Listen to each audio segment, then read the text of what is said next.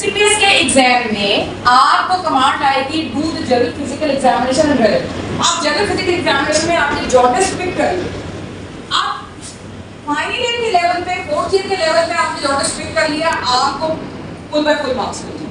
But FCPS के exam में या एमआरसीपी के एग्जाम में दे एक्सपेक्ट फ्रॉम यू कि आप ये भी बताएं कि जॉन्डिस की कॉज क्या है, मोस्ट प्रोबेबल।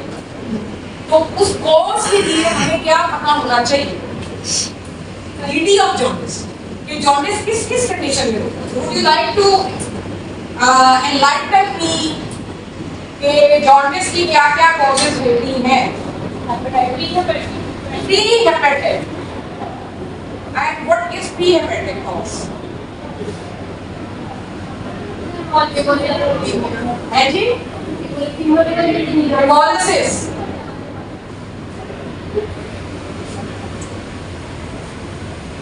अच्छा, और हेपेटिक कॉज उसमें क्या हो सकता है? है जी?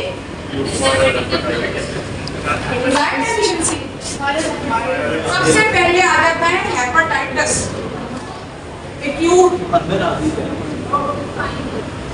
ठीक है। नंबर 2, बोर्ड को जूम करना है तुमने, ये कौन से ईयर आ रहा है? सेकंड ईयर है। बड़े अफसोस की बात। चलो हाँ जी, और बताएं एक्यूट हेपेटाइटिस एक कॉज होती है जॉन्डिस के स्नैन। आगे को दो क्वेश्चन। जॉन्डिस और किस कंडीशन पे होता है? पॉलीस्टेटिक जॉन्डिस होता है। एक मेडिकल कॉज होती है पॉलीस्टेटिक जॉन्डिस के, लिख सकते हैं। हेपेटाइटिस जब एक्यूट आपको होता है ना, वायरल हेपेटाइटिस, उसमें एक फेज आ जाती है जिसमें पॉलीस्टेटिक, ठीक है। तो पॉलीस्टेटिक फेज या ऑब्स्ट्रक्टिव जॉन्डिस, ये हम पोस्ट हेपेटिक की तरफ आ गए, इसको नहीं हम करते अभी। आप हेपेटिक पे हैं। हेपेटिक के अंदर और क्या कॉजेस हैं? वो तो शॉर्ट केस पे हम नहीं ना कर सकते। You are not allowed to ask questions in the short. हम ये जो बना रहे हैं कि हमने ये देखना है कि वीडियो बना के कि हमने इससे रिलेवेंट एक एक टेस्ट परफॉर्म करना है मेडिसिन, गेटिंग दैट पॉइंट। तो ईसीएलटी में अगर एक्यूट और क्रॉनिक हो तो जॉन्डिस नहीं आता। एक्यूट और क्रॉनिक अगर हो जाए, यानी क्रॉनिक लिवर डिजीज चल रही है, ऊपर से एक्यूट हो जाए, हेपेटाइटिस ए हो गया, पहले क्रॉनिक लिवर डिजीज को बी या सी भी हो सकती, अब ए हो गया या ई हो गया, जॉन्डिस नहीं आएगा। तो एक्यूट और क्रॉनिक दूसरी कॉज।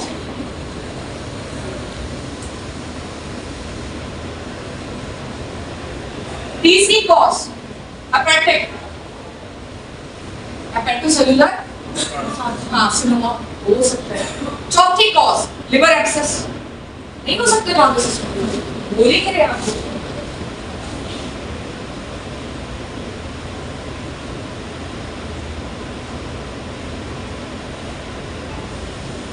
ये आपकी हेपेटिक है। और कोई कॉज जो आपको एक्सेस दो तरह की होती है, पायरोजेनिक होती है, जेनेटिक होती है, दोनों में जॉन्डिस हो सकता है। Any other hepatic cause? Gilbert syndrome वगैरह होता है, उसमें फिर आपको कुछ भी नहीं मिलता, सिर्फ जॉन्डिस होता है, और वो भी इंटरमिटेंट होता है। जब फास्टिंग की आपने उस वक्त हो गया, कोई स्ट्रेस हुआ आपको उस वक्त हो गया, फिर चला गया। यूबिन जॉनसन वाटर सिंड्रोम, उसके अंदर भी इसका, लेकिन उसमें सिर्फ जॉन्डिस मिलेगा और कोई साइन नहीं मिलेगा, ठीक है। तो वो भी उसमें पोस्ट हेपेटिक क्या क्या कॉजेस होते हैं जी? Post hepatic obstruction due to stone, stricture and tumour, stone, stricture and tumour. आप ट्यूमर कौन कौन से हो सकते हैं जो कि सीबीडी को ऑब्स्ट्रक्ट करे? सीएफएफडी हो सकता है, और कोलेंजियोकार्सिनोमा हो सकता है, और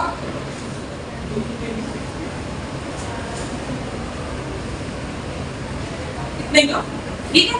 तो ये हमारा ड्यूटी बन गया। अब इसमें मैंने कोई भी ऐसी चीज नहीं बताई है जो कि आपको पहले से पता था, क्योंकि fourth year final year, do you agree with me? You all know this. तो ये बताने का मकसद ये है कि ये कोई ऐसी हाई फाई चीज नहीं है कि जिसके लिए आपको मैं नहीं हूँ, अभी तो मैं तैयार ही नहीं हूँ इस एग्जाम के लिए, अभी तो मैंने पूरी सीएनडीटी पढ़नी है, फिर मैं जाऊंगा कहीं, फिर मैं मेथड्स अपने सही करूंगा, फिर मैं जाके मरीज को एग्जामिन करूंगा। No, this is something related to practical work. आपने कॉमन चीजें जो है वो उसका डीडी बनाना है और ये यूज करना है। अब ये इसके बाद दूसरा स्टेप है हमारा, वो ये है कि इससे रिलेटेड हम मरीज में क्या स्टेप करेंगे। अगर प्री हेपेटिक कॉज है, हेमोलिटिक एनीमिया है, तो मरीज के ऊपर कौन सा ऐसा साइन होगा जो हमें मिलेगा? पैरेलल मिलेगा और स्प्लीनोमेगाली। तो इसका मतलब है आप अगर अपनी स्कीम आप बनाएं तो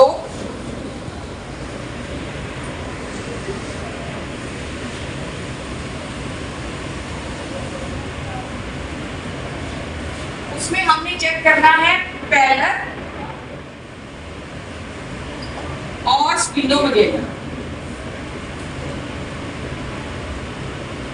अच्छा, तीसरे नंबर पे है आपका हेपेटाइटिस। मैंने कहा था एक्यूट हेपेटाइटिस, उसमें क्या आप साइन देखेंगे मरीज में? टेंडरनेस और माइट बी लिवर इलास्टोसिस, ठीक है कि नहीं? तो आपने हेपेटोमेगाली आपको मिल सकता है।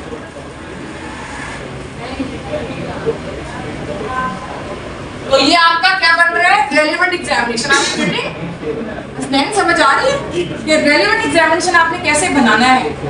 हेपेटोमेगाली आप देख सकते हैं। अगर वो एक्यूट और क्रॉनिक डीसीएलडी है तो उसमें आप क्या देखेंगे रेलेवेंट साइंस में? Stigmata of liver disease. तो स्टिग्मेटास ऑफ लिवर डिजीज क्या होते हैं? Dupuytren's contracture, palmar erythema, spider naevi, loss of male distribution of hair, gynaecomastia, testicular atrophy, ये सारी चीजें शो करती है डीसीएलडी। अब मजे की बात ये है कि ये सिर्फ 30 to 40% पेशेंट्स में होता है डीसीएलडी, लेकिन शॉर्ट केस में तो आपसे ये नहीं एक्सपेक्ट कर रहे थे, पता होता है 5-7 मिनट बच्चा नहीं डायग्नोज करता। जरूरी नहीं है कि अगर पेशेंट जो है उसको डीसीएलडी है तो उसको ये सारी स्टिग्मेटास ऑफ लिवर डिजीज आए। हाफ ऑफ द पेशेंट, बल्कि more than half of the DCLD patient they do not have stigmata but still they have chronic liver disease. लेकिन शॉर्ट केस में हमने सिर्फ उसको ये इंप्रेशन देना होता है कि हमारी अप्रोच ठीक है, ठीक है। अगर आपको उसमें स्टिग्मेटास ऑफ लिवर डिजीज मिल गए हैं, कोई एक आधा भी मिल गया, तो आप ये अपने एक्सप्लेनेशन में शॉर्ट केस जब आप प्रेजेंट कर रहे होगे तो आप कहोगे कि ये सारा चीजें को रिलेट करने के बाद जॉन्डिस भी मुझे मिला, मुझे पावर एरिथीमा मिला, तो माय डायग्नोसिस इज कि this jaundice is because of acute और क्रॉनिक लिवर डिजीज। समझ आ रही है? You have to justify your statement, ठीक है। तो हेपेटोमेगाली, उसके बाद आ जाती है स्टिग्मेटास ऑफ लिवर डिजीज, वो आपके लिए ठीक है जी। तीसरा हमने बनाया था hepatocellular carcinoma and then liver abscess. उसमें क्या लिखिए? कार्सिनोमा, हेपेटोमेगाली हार्ड और टेंडर होगा, ठीक है। तो हेपेटोमेगाली तो हमने पहले चेक कर लिया, सिर्फ हमने उसका टेक्सचर देखना है कि वो कैसा था, सॉफ्ट था या हार्ड था, और मरीज बहुत ज्यादा कहते हैं। और क्या होता है एब्सेस में? क्या होता है? हाई ग्रेड फीवर, ठीक है। तो आपने जब उसका टेम्परेचर चेक करना है या आप उसके ऊपर हाथ ही रखेंगे तो आपको पता चल जाएगा कि हाई ग्रेड फीवर है उसको, तो आप कहेंगे कि मोस्ट आपको तो उसको किसी और वजह से भी हो सकता है, जरूरी तो नहीं कि लिवर एक्सेस हो, लेकिन आपने कहना है कि मुझे ये लगता है कि चूंकि जॉन्डिस है, लिवर टेंडर है और फीवर फेब्राइल भी है, तो most likely this jaundice is because of liver abscess. यानी you should be able to defend your statement। वो आप शॉर्ट केस में not allowed to ask इसमें, आपने सिर्फ उसको देखना है, टेंडरनेस को देखना, ठीक है ना। अच्छा, अब होगी लिवर एक्सेस। अब उसके बाद आती है post hepatic causes, stone, stricture and mess. उसमें क्या देखेंगे? रेलेवेंट साइंस क्या करेंगे? वो एक्सफोलिएशन मार्क्स आप देख सकते हैं, ठीक है। और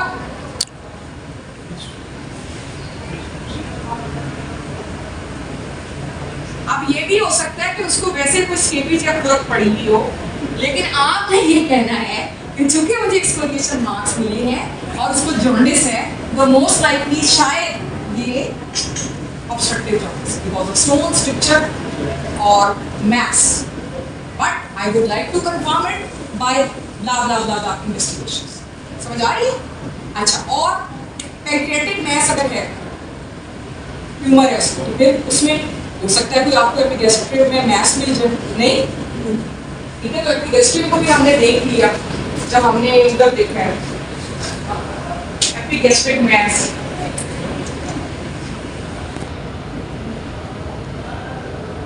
ठीक है, और एनीथिंग एल्स? वो वाइजर्स लॉ क्या?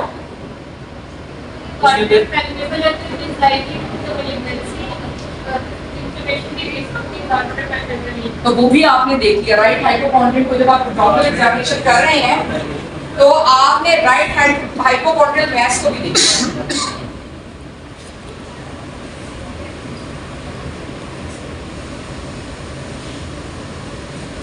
इसके अलावा कोई वजह अगर है भी है, इसके अलावा आप इतना ही परफॉर्म कर दें तो आपके एग्जाम में आपको आप इसको तीसरा स्टेप ये कि तरतीब दें ताकि आपको कोई स्टेप भूले ना। समझ आ रही सारा? अब हम इसको तरतीब दें।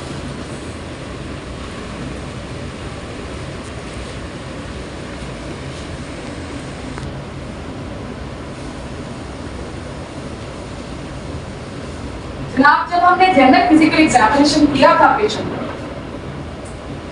उसी वक्त आपने स्टिग्मेटास ऑफ लिवर डिजीज ली, ठीक है?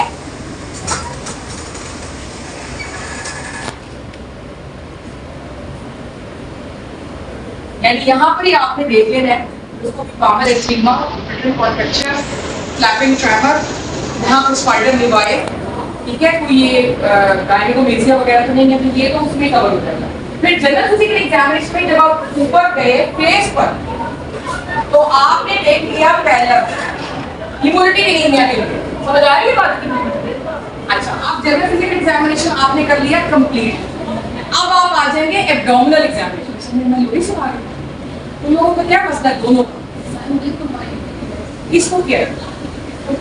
अच्छा, फिर आपने आ जाना है एब्डोमेन पर रेलेवेंट एग्जामिनेशन, ठीक है?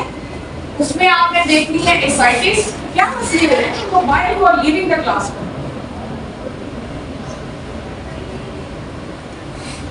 एब्डोमेन में जो है वो आपने पूरा उसका एग्जामिनेशन करना, ठीक है? उसमें इंस्पेक्शन है, उसमें आपने देखना है एसाइटिस वगैरह तो नहीं है, डीसीएटी में एसाइटिस हो जाती है, ठीक है? और इसके अलावा देखना कोई विजिबल वेन्स वगैरह तो नहीं है, डीसीएटी के अंदर कैपिट में डिसी बन जाता है, तो वो सारी चीजें आपने। फिर आपने ये देखना है कि आप राइट हाइपोकॉन्ड्रियल को भी देखेंगे लिवर के लिए, आप लेफ्ट हाइपोकॉन्ड्रियल को भी देखेंगे स्प्लीन के लिए। स्प्लीन आपकी डीसीएटी के अंदर भी आ जाती है और आपकी वो दोनों जो है वो आपने देखना है। एपिगैस्ट्रिक को देखना है for any mass, right hypochondrial को देखना है for any mass. So abdominal examination जो है वो आपने करना है।